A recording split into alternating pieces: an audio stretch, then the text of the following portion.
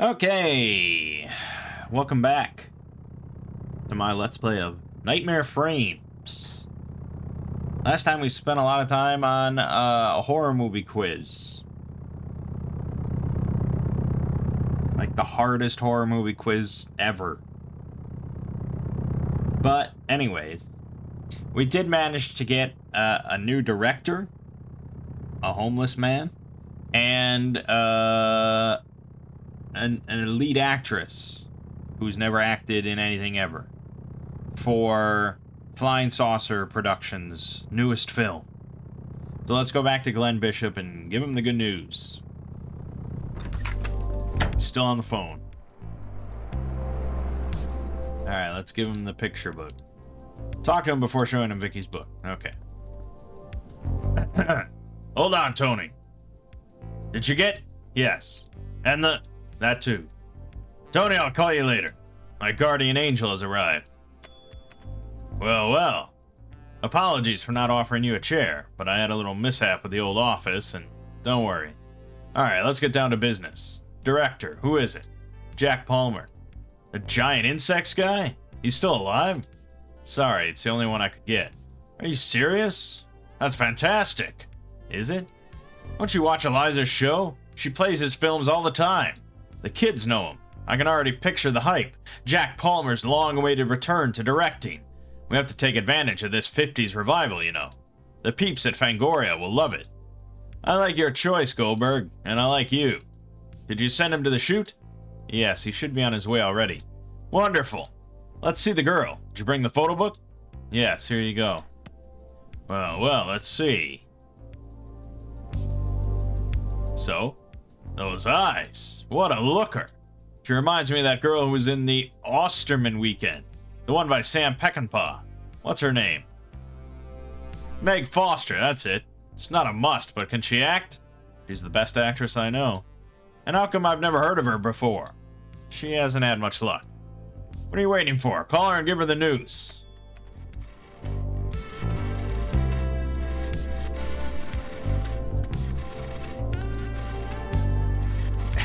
Jesus. Vicky, it's Alan. The role is yours.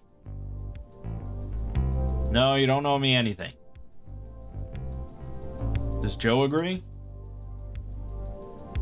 Will Karen cover for you? Perfect. Get on with it already. Tell her to rush to 1864 Kenmore Avenue and ask for Tony. Mr. Bishop says that... Ah, you heard him. That's all. Yes, we'll talk later. Break a leg, Vicky. Mr. Goldberg, you just saved my life. How could I ever thank you? Ah, yes, you wanted to talk about Peter Evans. That's why you're here, right? Damn right. You see, Hollywood has its myths and its ghosts, but this one I'm going to tell you about is real. The Sister of Mercy. Ring a bell? I don't think so. She's a figure worshipped by everyone in the film business. She's stinking rich, more than you and I could ever imagine. She does and undoes as she pleases in Hollywood. You could say that Hollywood belongs to her. What does all this have to do with Peter Evans? Evans was a poor bastard. He spent more than he earned. He had an obelisk brought from Egypt, probably just for his dogs to piss on. The studio no longer wanted him. He had cash flow problems and gambling issues. He was done for. He came to me because he heard that I could get him in touch with the Sister of Mercy. I called her, but she wanted nothing to do with Evans. She had no use for him. Evans probably saw no way out and shot himself. But you, on the other hand, I'm sure she would be delighted to meet you. What does the Sister of Mercy do? She's like the genie in the lamp. She offers you anything that you can think of. Money, power, whatever you want. But she asks for something in return. Such as?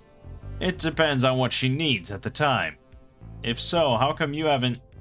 I haven't always been in the cheap movie business, Goldberg. In the 40s, I was an up-and-coming producer at RKO, and I blew it. Who knows what would have become of me if she hadn't helped me not once, but twice. Twice. Let's just say that we had a very close relationship, if you know what I mean. You know what? Talk to her. She likes men like you. Resourceful. You just proved it to me. Don't you have any ambitions? Is there something you want with all your might and you feel there's no human way to get it? She'll make it happen for you. Take my advice. I don't know. When you get out of here, go to 10350 Chalon Road in Bel Air. I'll call her. She'll be waiting for you. It's the most I can do for you as a token of gratitude. Alright, I'll go see her. You won't regret it. By the way, yeah? If you have an idea for a horror movie, I can listen to it, and if I like it, I'll buy it from you. On the cheap, though. Alright.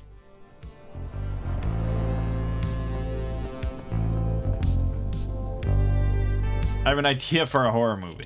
Oh yeah? Tell me. Children's play, supernatural entity, The Heirs. Okay. When the matriarch of a family dies, her daughter Annie, a miniature artist... I'm getting bored. Another one. Children's play. A serial killer called, I don't know, let's say Curtis Lee Ray, is mortally wounded by the police in a toy store while trying to escape, at which time he transfers his spirit to one of the best-selling dolls of that Christmas season. Continue. Some days later, a kid named Randy? Sure, why not? Randy gets one of those dolls as a Christmas present, specifically the doll that Curtis Lee Ray transferred his spirit onto. And the doll starts killing.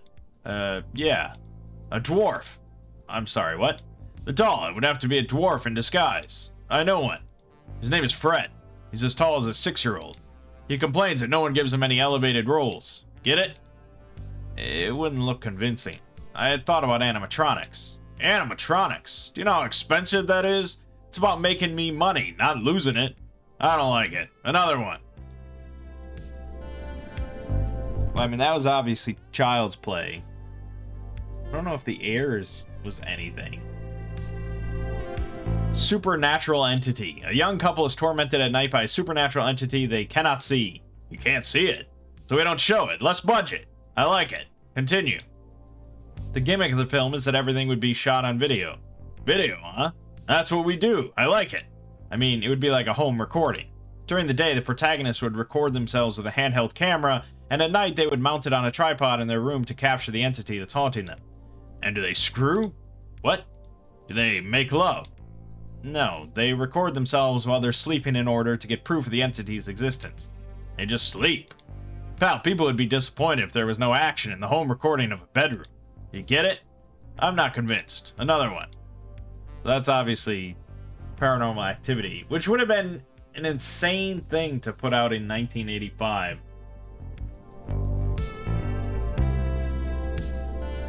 But I mean, really, there's nothing that would have prevented it from being released in 85, you know?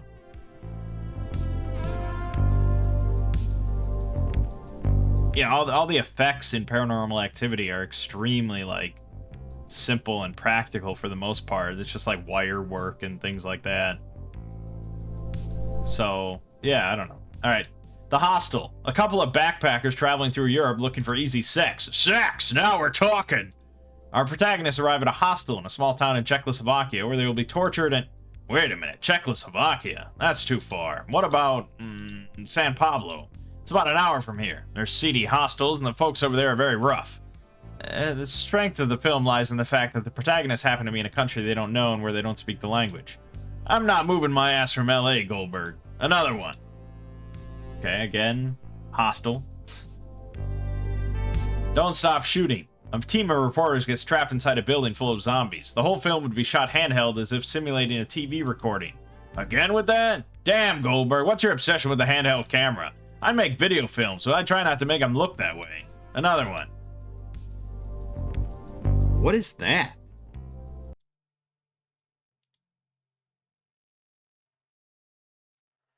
What is that a reference to?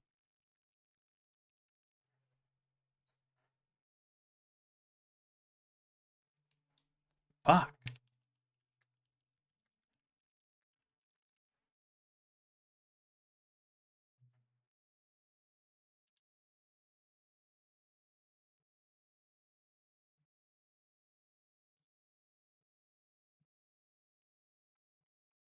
I mean, it can't be REC, right?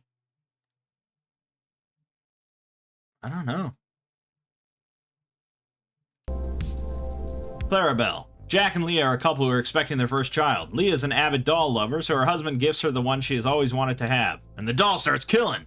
Well, not directly. Fred. What? My friend, the dwarf. He could dress up as a doll. It's not necessary. The doll does not move. A demon is behind it. I owe Fred a movie. If the doll moves, I'll buy the idea. The film would lose all its punch in that case. No Fred, no movie. Another one. So, that would be Annabelle. Haunting of the House on the Hill. That one already exists. I suppose you're referring to House on Haunted Hill. I know House on Haunted Hill. That's not the one. What was it called? The Haunting of Hill House. But the film I'm proposing would be called The Haunting of the House on the Hill, not The Haunting of Hill House. But it could be confused with the one I'm talking about. The House on the Haunted Hill is yours, right? No, mine is The Haunting of the House on the Hill. Ah, got it. I was referring to the Haunted Hill and the Haunted House. Or was it the Hill House and the Haunted Hill? Listen, let's just leave it there. I'm starting to get headache. Another one. What kind of movie are you looking for exactly? Horror and science fiction. Not too expensive to shoot. What does a horror movie need to have for you to be interested in it? Blood and tits. And the science fiction ones? Aliens. And blood and tits. Okay. Good stuff. I mean, for not being interested in horror, Alan's got a really good collection of ideas there. Too good. Alright, let's go to Chalon Road.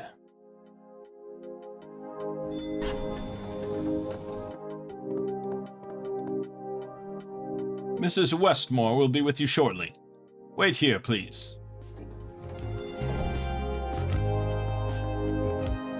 Is that her? No, it's her sister.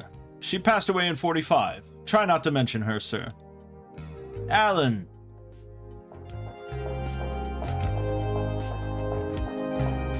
Mrs. Westmore. There's no need for formalities. Please call me Helen. Take the day off, Hobson. Thanks a lot.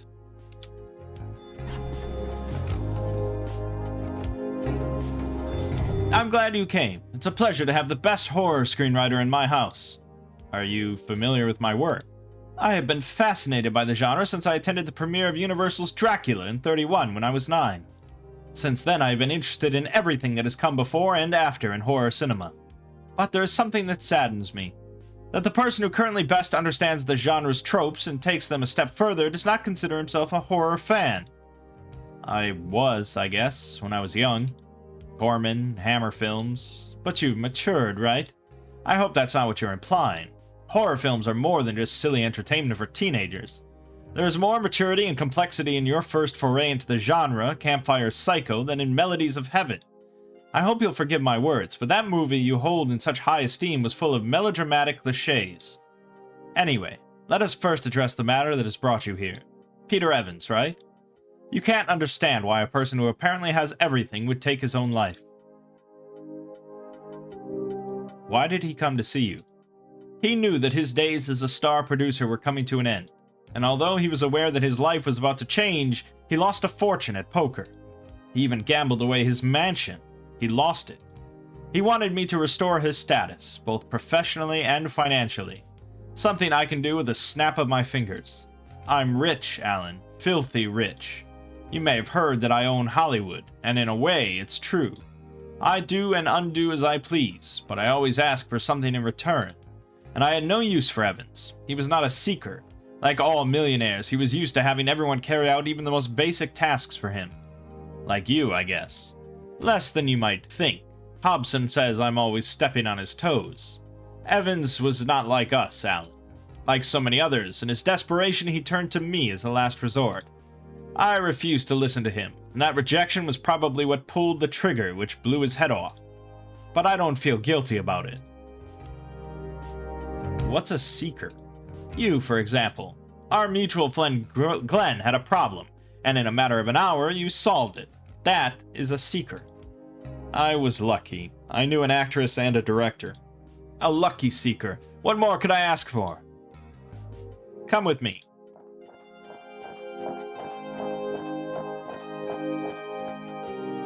Frankenstein, released in March 1910 and produced by Thomas Alva Edison. It is believed to be lost. The only remaining copy lies in that display case. The price was to rescue Metro-Goldwyn-Mayer once more, but it was worth it. Let us continue.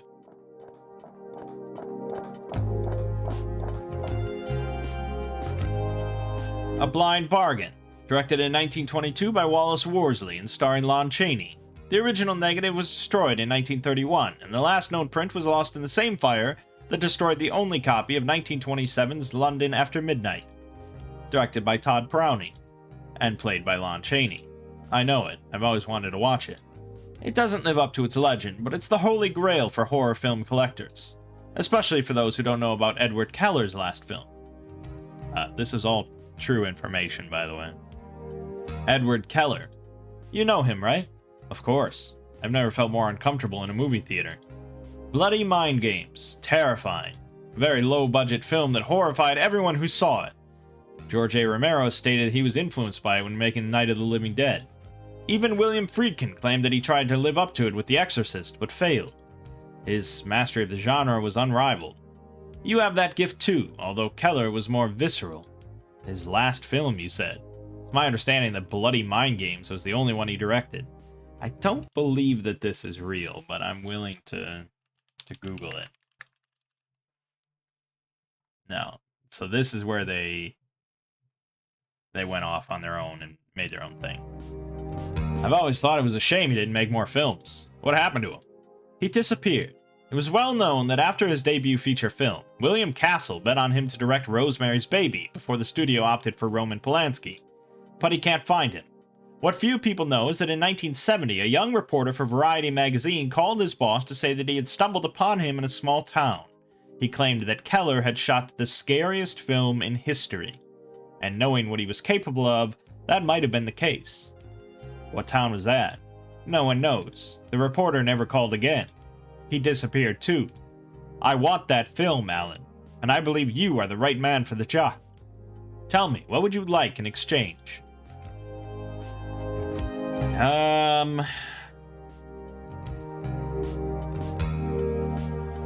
To be rich and famous. Evans was rich and famous, and things didn't go so well for him. Go ahead, look inside yourself and tell me what is it you desire the most, that one thing you could never get otherwise. To win an Oscar. An Oscar? Anyone can win one without my intervention. You have a golden opportunity, Alan. Shoot higher. I want to write high-budget dramas. I can pick up the phone and get studios to fight over anything you may write, even your grocery list. But you need to be more ambitious. I know what you want, Alan. You are trapped in this endless loop. You're unhappy with what you have. You want to be the master of your own life, not a slave to it. You will be. You just have to find that movie.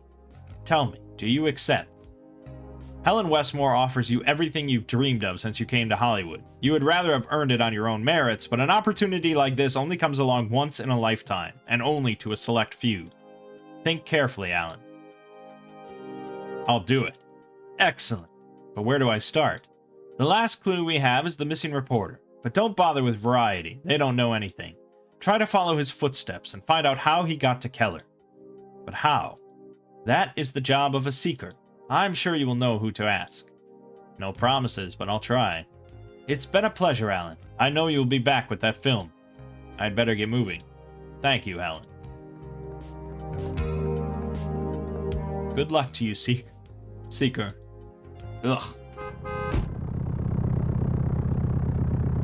Okay, so we have our rough directive here to find this, I mean, maybe to find the guy himself, but hopefully just to find his last film, the scariest movie ever made. Sounds really similar to a plot that I've watched. No, I think it was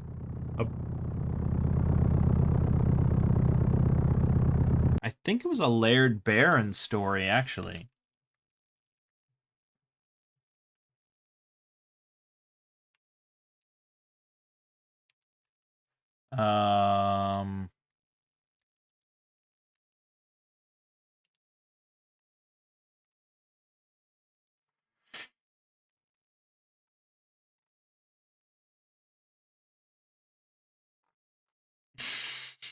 I don't know. This is going to be way too long of a tangent for me to try and... I believe it was a Laird Barron story that I read recently that was, like, kind of about, like, a lost director or something that had, like, the scariest movie that was just, like, pure unnerving kind of material. I don't remember. Anyways, where do we begin? Let's go to Glenn. I doubt he knows, but he seems to be somewhat connected. Goldberg, welcome back. Make yourself at home.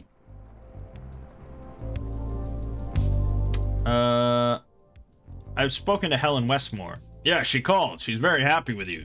You've made a great impression on her. You can probably achieve what she asked of you without any problems. She knows what to ask and who to ask it of. You're a lucky man. Do you know anything about Edward Keller? Edward Keller? I haven't heard from him in a long time. He vanished off the face of the earth. I'm trying to find him. I met him, you know. It was just when he released Bloody Mind Games. Great movie. I suggested he shoot a similar film for Flying Saucer Pictures. He rejected me rather rudely. He had other plans. Big ones. He was ambitious, I can't deny that. Look, Goldberg, I know I have a reputation for not being a particularly nice guy, but Keller was in a whole other league. Do you know where I can find him? I have absolutely no idea. But if you want some advice, stay away from him if you do find him. Okay. Not helpful. Then we'll go to our other possible connection, Ruskin.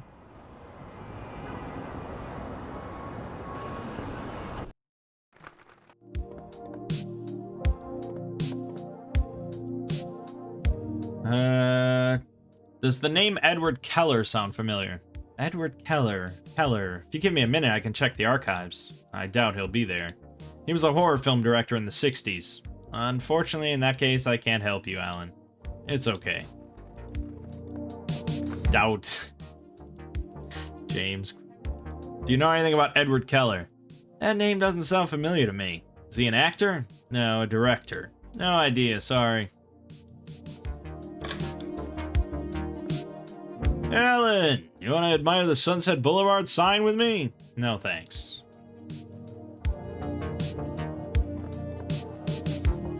Do you know anything about Edward Keller? Keller, sure. If I do this for a living, it's thanks to people like him. I've always wanted to do something on the level of Bloody Mind Games, and I hope that one day you'll write something that surpasses it. If anyone's capable of doing it, it's you. Do you know where I can find him? No, Alan, I don't. Last I heard from him, he was about to direct Rosemary's Baby. Can you imagine? If he had directed it, Polanski's version would look like a Sesame Street episode in comparison. So why the interest in Keller? Just curious. Well, I'm sorry I can't help you. Alright, no one fucking knows anything about this guy. Those are our sort of major Hollywood connections then. Next up would be potentially...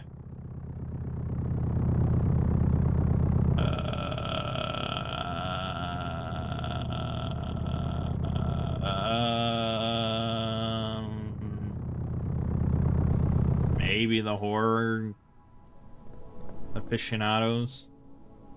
Wow, dude, I still can't believe Alan Goldberg is here to see us. Do you know Edward Keller? Edward Keller, man. He and his work give me the creeps. Why is that? Have you seen his only film? It's from '67. Very low budget. At the time, no other film had such realistic makeup effects. Before Tom Savini came along, nobody had seen amputations and decapitations at that level on screen. What's your point? Word has it, there was no makeup effects department on that film. What are you saying? Only the director was present at the premiere. None of the actors attended. None of them had been seen again in any other production. From what I heard, they were not professional actors. It was normal that they didn't appear in any other films. That's all I'm saying. I'm looking for Keller. You wouldn't know where I can find him. No fucking clue, dude. He vanished off the face of the earth. Although Wayne is the Keller expert here. Who's Wayne? My partner, man. He's a Keller nut. Just a sec. Wayne!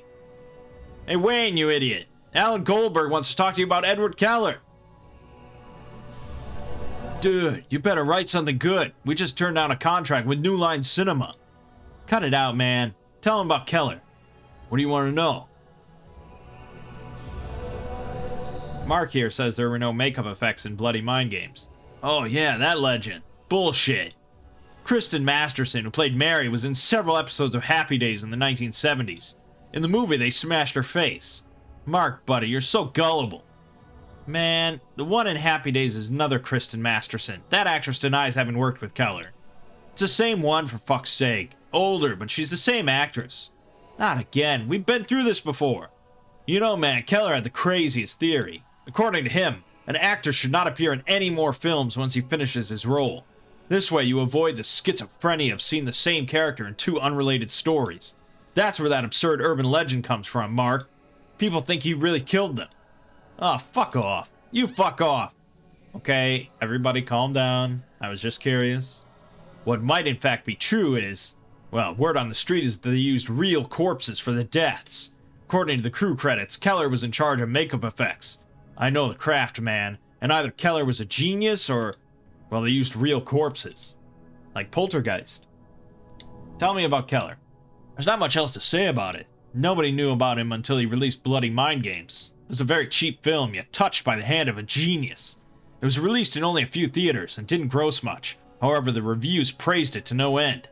Nobody had seen anything like it before. It blended psychological horror with the gimmicky really well. Romero, Friedkin, Polanski, and even Hitchcock raved about the film, and a cult following soon began to develop around it. Have you seen it? Yeah, I got to see it as a kid in the cinema. It's a fucking masterpiece. So Keller, right? He was only seen once, at the premiere. He gave a really crazy dissertation about fear. Nobody knew what he was talking about. He left during the screening. He was never seen again. Well, he gave a couple of interviews not long after. Although there's a rumor that the answers were not his. A fake interview, you know? I want to find him. Well, you have your work cut out for you, pal.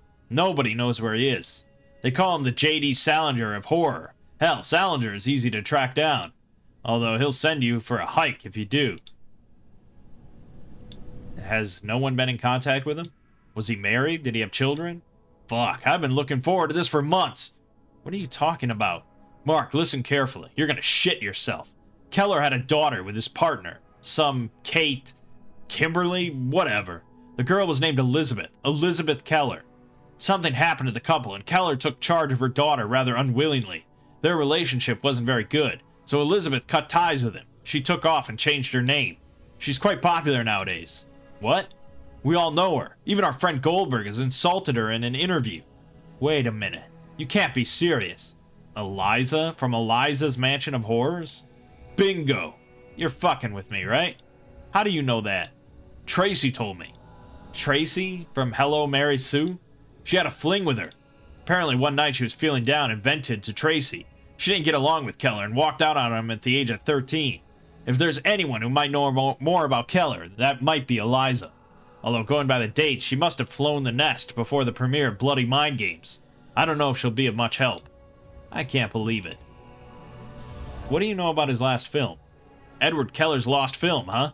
It's a myth, man. A hoax some guy from Variety made up. It doesn't exist.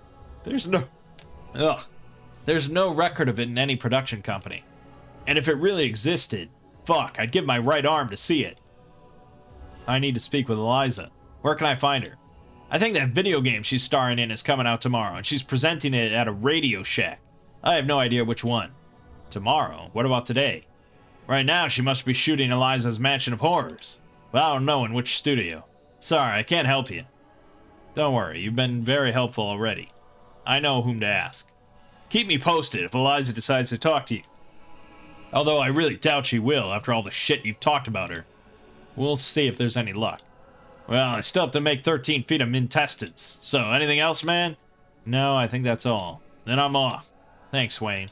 Thanks to you, buddy. Wayne is right, dude. Try not to take a dump on the genre in every interview you give. Okay. Yeah. Now we have to repair a burned bridge, I suppose. Let's go ask Glenn Bishop.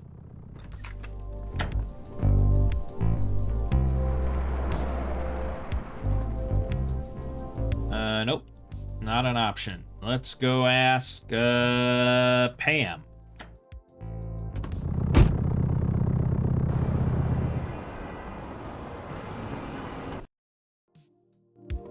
You know, at least the game is kind of nice and zippy with transitions and everything. Nope. I like that Alan apparently knew who to ask, but I have no idea who to ask.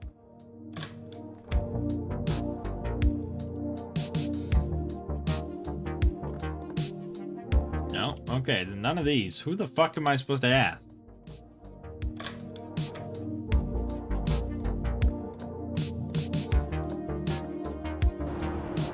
Oh, I mean, I guess Helen Westmore probably knows or can easily find out. No, okay, we can't ever go back.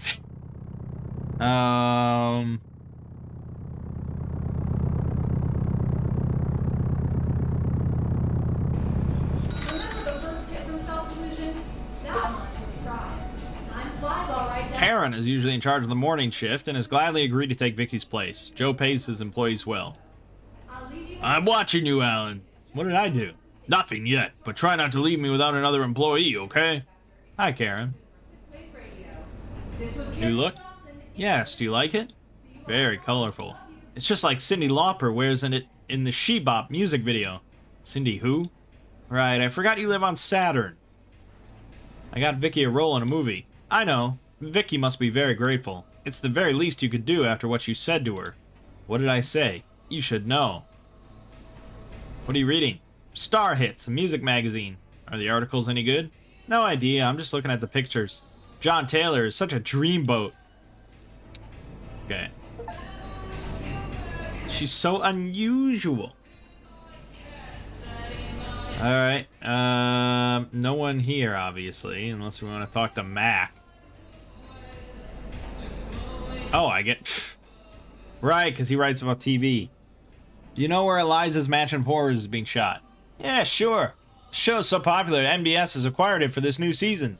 It's being recorded in their studios. I don't know which stage exactly, but my friend John is at the guard booth today. He knows. Tell him you're there on my behalf, and he'll let you in without a problem. Thanks a lot, Mac. I wish I could be there when Eliza smacks you in the face. Because she's going to, you know. I'm afraid so. Alright. Okay. That was a lucky click. NBS Studios. Tonight's film is unlike any other you have seen. You will see decapitations, exploding bodies, and gallons of blood.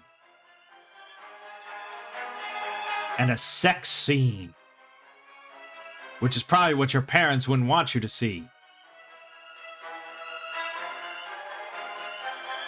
At least, those were the words of one of the network executives who almost didn't allow us to broadcast the film. And that's one of the problems with American morality. We can show you how to open a body with a chainsaw, or 1,001 ways to torture a person. Acts against nature, but if you see a boob, all alarms go off.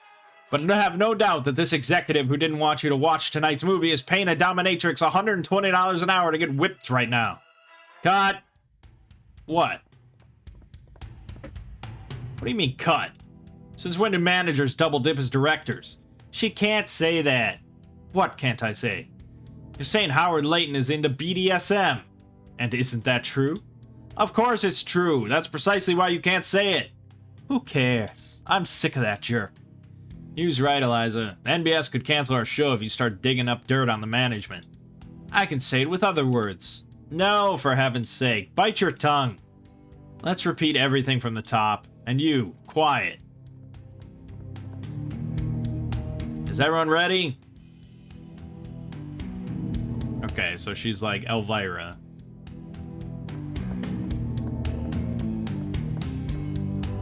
You got a lot of nerve showing your face around here. Who are you? Hugh Steinman, Eliza's manager. Same one who sued you for slander of my client. Oh yeah? You've not received it yet? Maybe. I don't check the mail much ever since her crazy fans started sending me death threats. What do you want, Goldberg? I want to talk to Eliza. I very much doubt that she wants to talk to you. I want to ask her about her father. Eliza doesn't talk about her private life, especially not with you. Come on, Hudson, give me a chance. Hugh. You know what? This could be interesting. Will you apologize to her? I have no problem with that. Fine. I hope this matter will be settled today. Right now, she's shooting her show. You'll be able to talk to her when she's done. But it'll be after this guy. Who? That one sitting there. He's the president of her fan club in Encino. Encino? Encino. He's going to interview her and take a couple of pictures with her. And I hope he does it quickly. He won't stop reminding me that he suffers from chromatic anxiety. I don't know what that is, but I don't want any more delays today. Are you serious? That kid can wait. No, Goldberg, you can wait. Don't expect me to make things so easy for you after everything that happened. Take it or leave it. Fine, I'll wait. Great. Fuck. Eliza is so popular that New World Pictures offered her to star in a movie, a cheap film of dubious quality, but it helped to further entrench her figure in pop culture. Moving Eliza's figure reveals a box of electrical switches. It is closed. It is open. You see several electric switches. They're all flipped except for one. Isn't it too hot in here all of a sudden?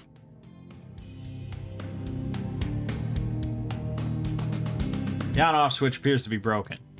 It is a Wurflex, a spotlight widely used in television in the 70s. Although it's not being used right now, it looks like it's connected to the electrical power.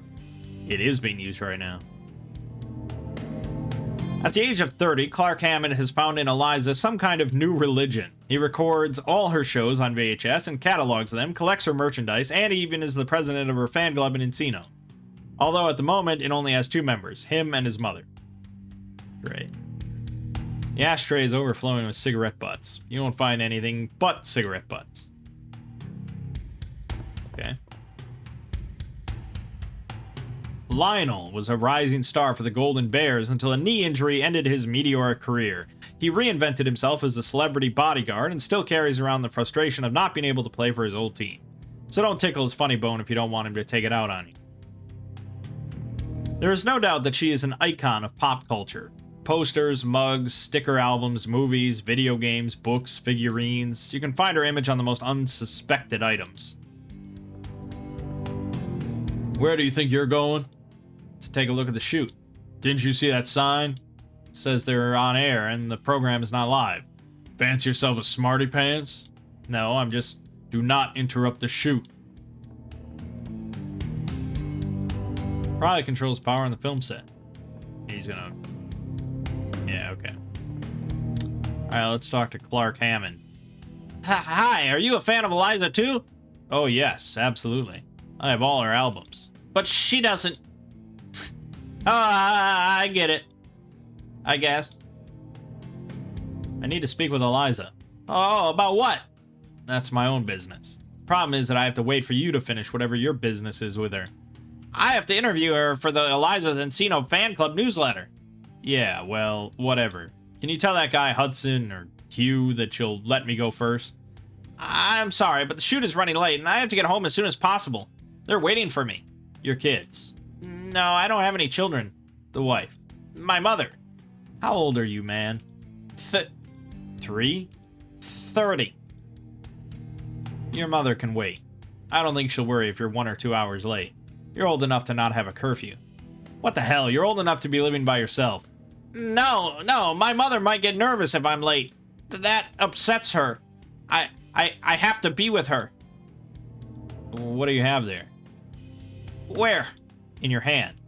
Oh, it's a signed photo of Bela Lugosi. It's been in my family for many years. My grandfather was an actor in Romania, you know. Lugosi himself gave it to him when they met at the Actors Union there. It was founded by Lugosi. Did you know that? Why do you bring the photo with you? Some kind of lucky charm? I'm going to give it to Eliza. You're going to give a family keepsake to a stranger. Eliza's no stranger to me. She's been a part of my life for years. Since you want to get rid of the photo, you could make a pretty penny instead of giving it away. Eliza probably won't give a damn about it. She'll toss it in a drawer and forget about it. I do what I want with my stuff, okay? Okay, no need to snap at me like that. Nervous about meeting Eliza? Yes, of course, who wouldn't? But it's also because of my chromatic anxiety. It flares up when I get nervous. Do you know if there's a hospital nearby? No, forget it. I'm gonna be fine. I must calm down. Okay.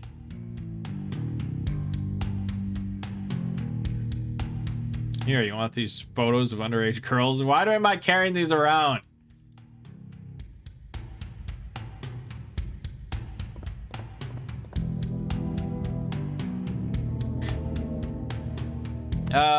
Shit.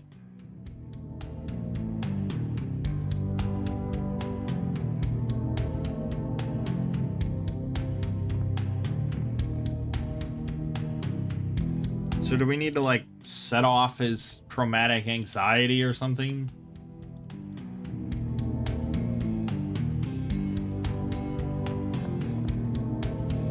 There's an arcade 2 blocks from here. Have some coins, go spend them there. You like video games, kid? Yes. Do they have Gauntlet? What? You can choose between a wizard, a warrior, a Valkyrie, and an elf. Yeah, I guess they have it. But if I go, Eliza will wonder where I am. I'll stick around and tell her you'll be back soon. How's that sound? She's a busy person. I don't think she'll wait for me. I'm sure she will. I'd rather not risk it. Anyway, thank you for the offer. Okay. I'm not here to talk. If you want something, ask you.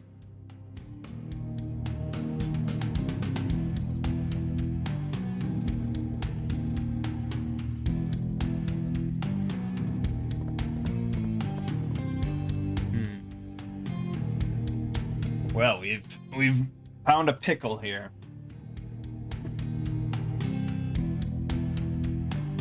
I don't think that I can do anything.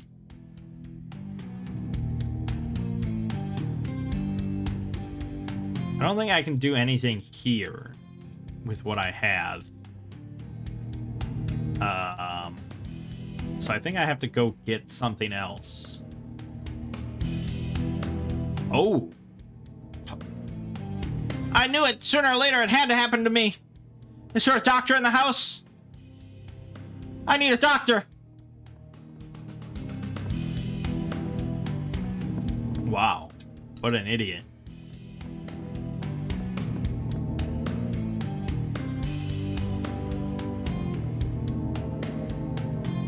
Where's that guy?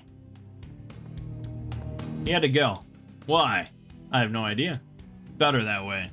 We're running late. Eliza will be with you in a second. Thanks, Hudson. Hugh. Behave yourself, Goldberg.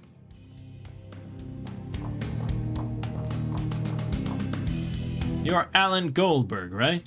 Yeah. Alan Goldberg, the screenwriter. That's me. I know you are, but I wanted to be sure before I did it. Do what? This. Boom! Shit, that hurt! You know what hurts? For a person you admire to insult you every time he gives an interview. Yes, that's what I wanted to talk to you about. Fuck, that hurts. I don't like interviews, Eliza. I usually drink too much beforehand. That explains a lot. One day someone asked me what I thought of you as a horror icon. I remember it quite well. A stripper that used horror to make teenagers horny. Something like that. Not something like that. Those were literally your words. Magazines love feuds, and they ask me that question again and again. When I'm drunk or hungover, I play along. By calling me a slut, that is more than just playing along. In fact, I don't even know why I'm wasting my time with a sexist pig like yourself. Eliza, I'm sorry I said those words. I tend to be a jerk most of the time. You are. I know I've earned that slap, and every other slap you want to give me. I just hope your fans don't follow your lead. What do you mean? I get threats from them every day. Really? I had no idea. Don't worry about it. I don't pay much attention to them. Although I just met one of your fans. He had the same look as Mark David Chapman. I can't tell you how sorry I am, Alan. In a way, I feel responsible for it. I have dedicated you a few choice words in some of my programs. In one of them, I said that I would like to see you guillotined. Those idiots must have taken it seriously. Don't feel guilty. It's what I get for being a loudmouth. I'm in the middle of a shoot. I can address them now and get this over with. Don't worry. Shall we call it even? Sounds good to me. Come, let's sit down. Alright, Alan. I know you didn't come just to apologize. What can I help you with? I would like to talk about your father. My father, Edward Keller. How did you...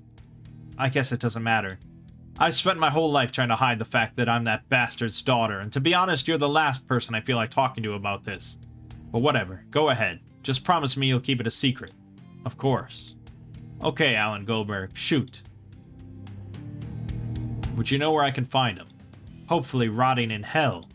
You've had no contact with him. None at all. And as you can see, my life has improved a lot since I don't hear from him. What was he like?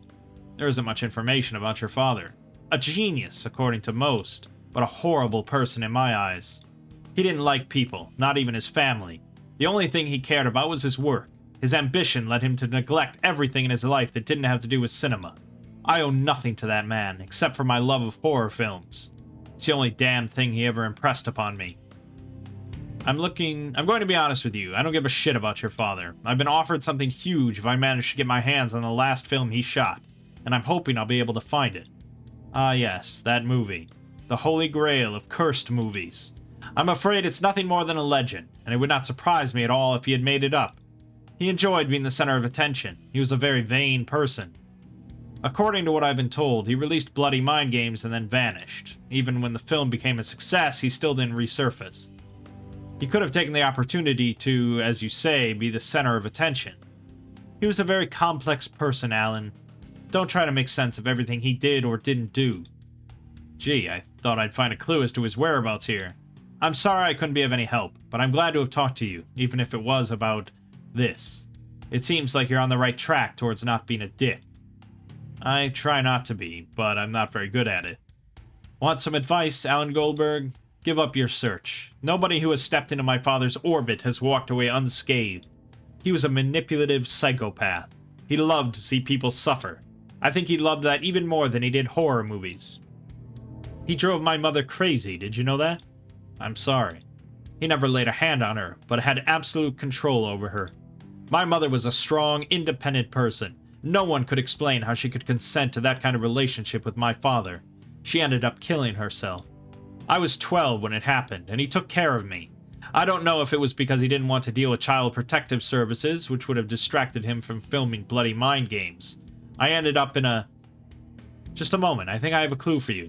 I'm all ears. At the time, around 1966, my father joined a cult. They called themselves the House of the Black Light. It was just one of the many satanic cults that sprung up in LA when the hippie movement began to fizzle out. They said they worshipped the devil, and who knows what else. But all they did was get high on LSD and fuck like rabbits. My father and a couple of other guys were the only ones who took it seriously. I saw him do horrible things to the girls. They probably ended up like my mother.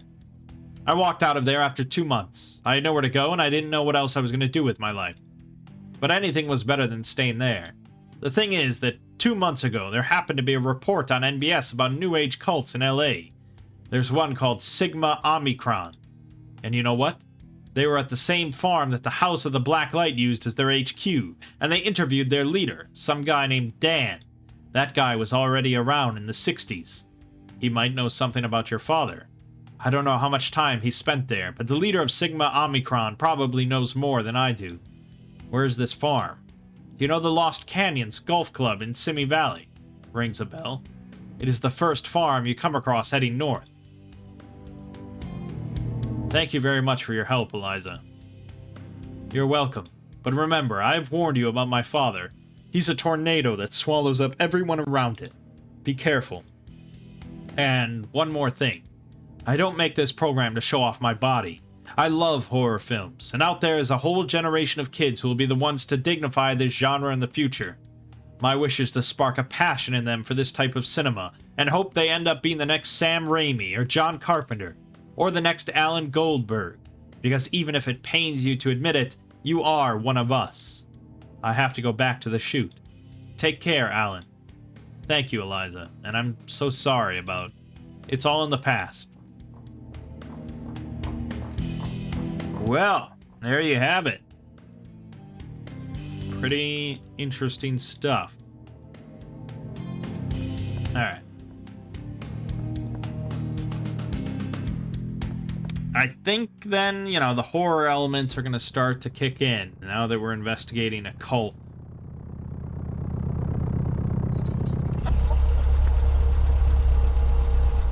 Oh, yeah. Wait here, please. Just don't... How long is he gonna wait? For some strange reason, you feel compelled to pet the hen. You get a well-deserved peck on your fingers. The animal is perched on the fence as if it were the guardian of the place. Sigma and Omicron. This is definitely the place. Symbols give away that it is a fraternity, or indeed a cult. A couple of drums crumbling with rust. You take a look inside the drums and regret it immediately. You don't know exactly what's in them, but it's probably not healthy to keep smelling the stench they give off. The blades of the rusty old mill squeak every time the wheel turns. The structure is swaying so much that you're afraid to walk past it in case it collapses. The only function the mill serves now is to test how long it will stay standing. A ramshackle truck sits in the shade of a tree. From the looks of it, you doubt it will even start. It crosses your mind to search the truck, but you don't even know what you would find in it. Downtown LA. Today's unusually low pollution allows you to see the buildings that make up the Los Angeles skyline. The house's exterior has a gloomy aspect. What little paint remains is cracked, the wood is dried out, and the only thing holding the porch roof up is a pair of pillars at risk of collapsing. It probably hasn't been maintained since the 50s.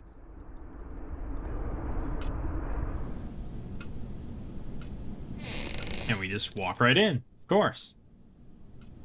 Hello? Is anyone there? You don't really know what they do here, but certainly not cleaning.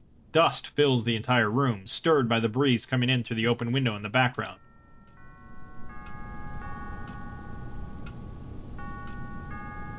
Clock looks older than the house. It's 50 minutes late, but you didn't come here to set clocks. It's a dusty, empty room with only an even dustier closet in it.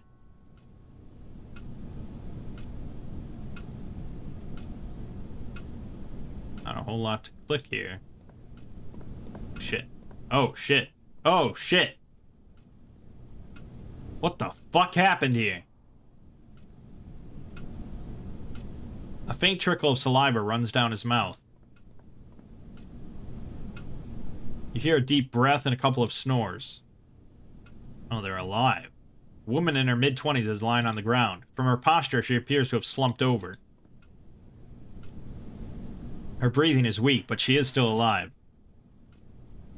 On top of the wood-worn, riddled furniture, there are several books on ufology. There's a small drawer and a door. You try to open the door, but it's locked. You try to open the drawer. Everything inside looks rusty, except for a pair of scissors in relatively good condition. Okay, scissors are always good in a point-and-click adventure game.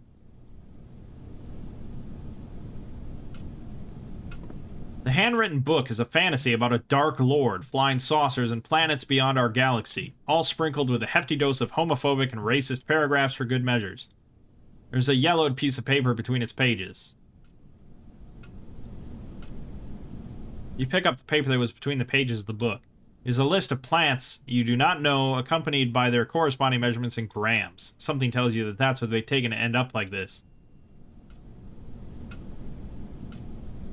You read a random page. We will not need material goods when Ascension comes. Therefore, Daniel will accept yours in order to cover Sigma Omicron's expenses for the duration of the wait.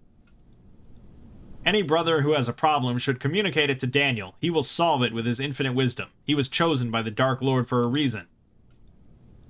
Same-sex relationships are totally forbidden. We cannot hope to repopulate the human species in another galaxy if we are not attracted to the opposite sex. Only white members will be admitted, since that's enough. The taxidermist fantasy hanging on the wall shows animals native to the area, such as the red fox or the cougar. They seem to have been here even before this house was occupied by a group of devil-worshipping hippies.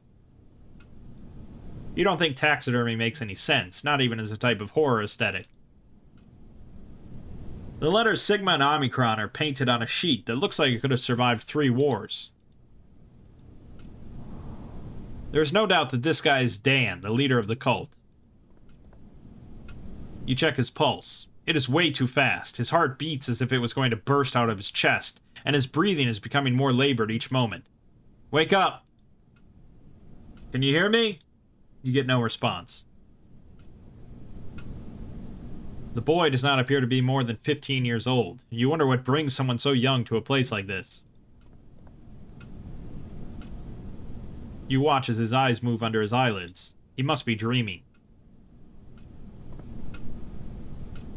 You peek under the hood. The guy looks to be in his late 20s. He's in a deep sleep. From time to time, he mumbles something unintelligible. The poster art shows a guy delighted to be abducted by a flying saucer with 50s aesthetics. If this sort of thing were real, surely the aliens would not take the people of Sigma Omicron to their planet unless they wanted to study human stupidity. There you go. All the cultists have gladly accepted to drink the poison their leader has given them. There's not a drop left in the glasses. Okay. Let's check out this room. There's no one in that room. Okay. Let's check out the staircase. Dan is on this floor. You don't need to go upstairs. Okay. It's a list of the plants that the members of the Sigma Omicron cult ingested. That will not wake Dan up. Oh, I beg to differ. You think about cutting out a piece of sheet, but see no use for it, you discard the idea.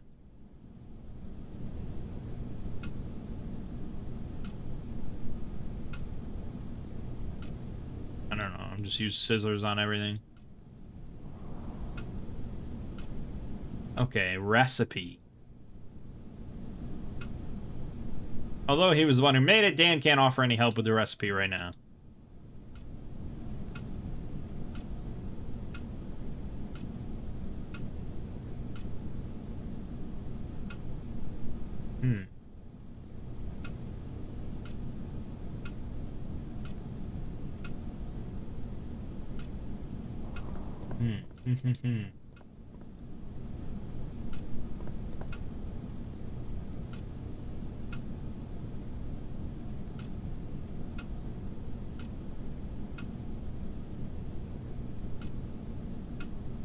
Huh.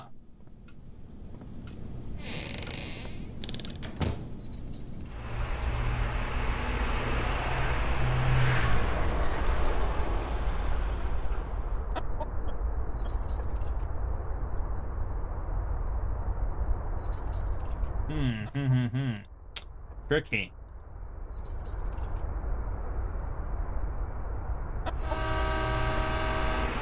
Oh, I know.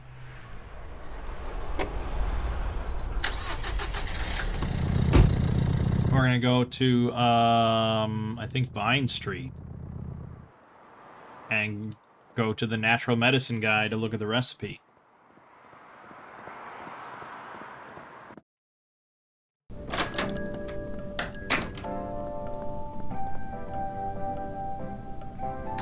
May I see Dr. Ramirez? Sorry, but he's with a patient right now. Is it an emergency?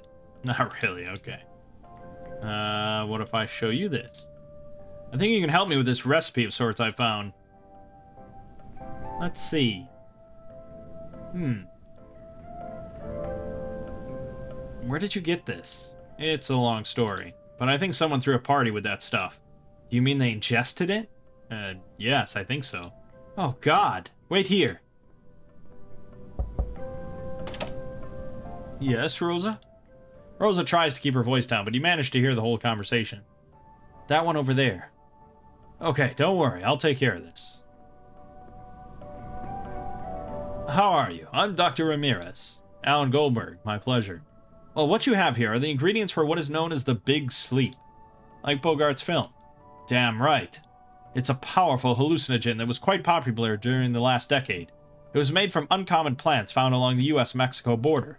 People stopped using it because one of its side effects was that it slowed the heart rate and caused a state of somnolence that could last for several days. Hence the name, I suppose. Exactly. Tell me, how old is the person who ingested it? There are 5 of them. Uh-huh. Most of them are kids. I'm guessing they're in their 20s. All except one, a man. He must be, I don't know, 60-something?